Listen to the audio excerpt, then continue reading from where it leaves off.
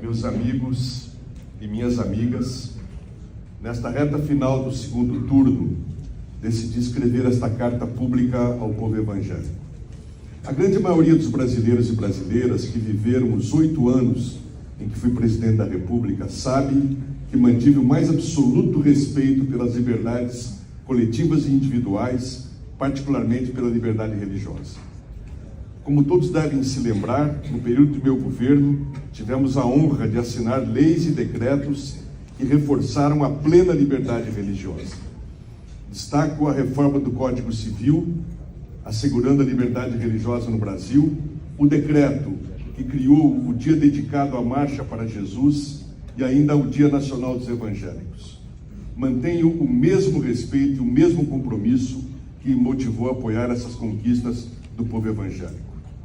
E o nosso povo sabe bem que cuidei com especial carinho dos mais pobres e injustiçados.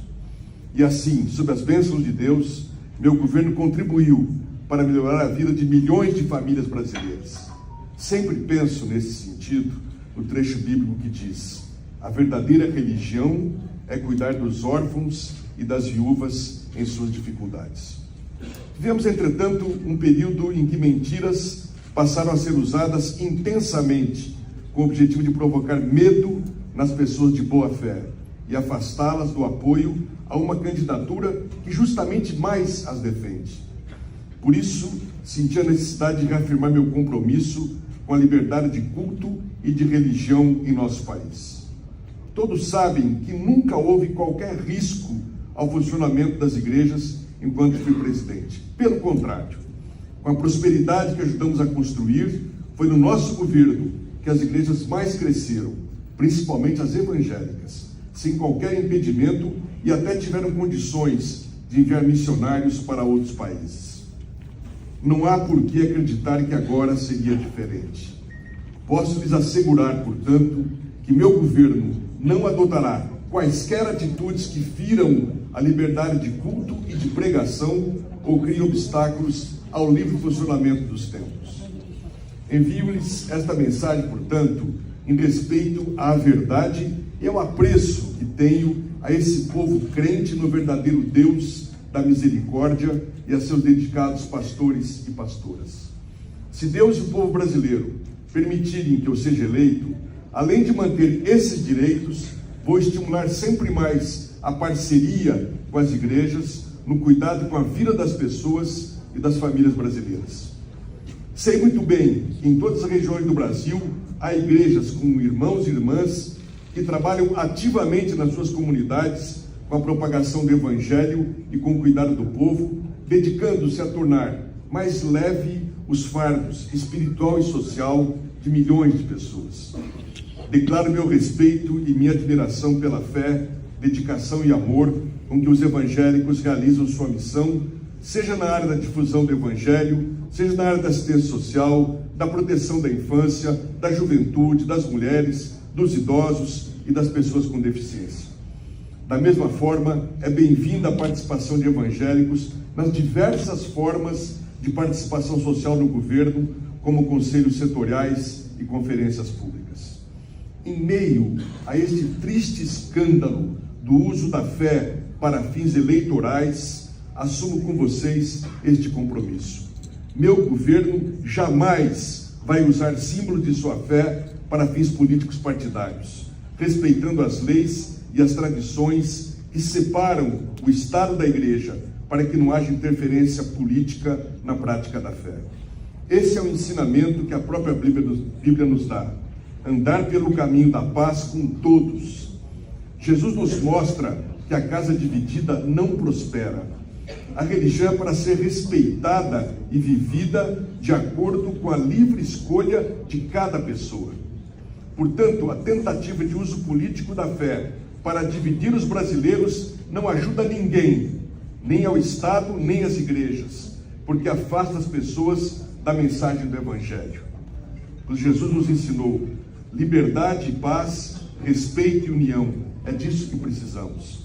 E os cristãos evangélicos têm dado mostras ao longo da história de seu compromisso com a paz, seguindo o que Jesus nos ensinou: dai a César o que é de César, dai a Deus o que é de Deus. Outro compromisso que assumo: fortalecer as famílias para que os nossos jovens sejam mantidos longe das drogas. Nós queremos nossa juventude na escola, na iniciação profissional, realizando atividades esportivas e culturais, para que tenham mais oportunidades e exerçam cidadania de forma produtiva, saudável e plena. O respeito à família sempre foi um valor central na minha vida. Isso se reflete no profundo amor que dedico à minha esposa, aos meus filhos e netos.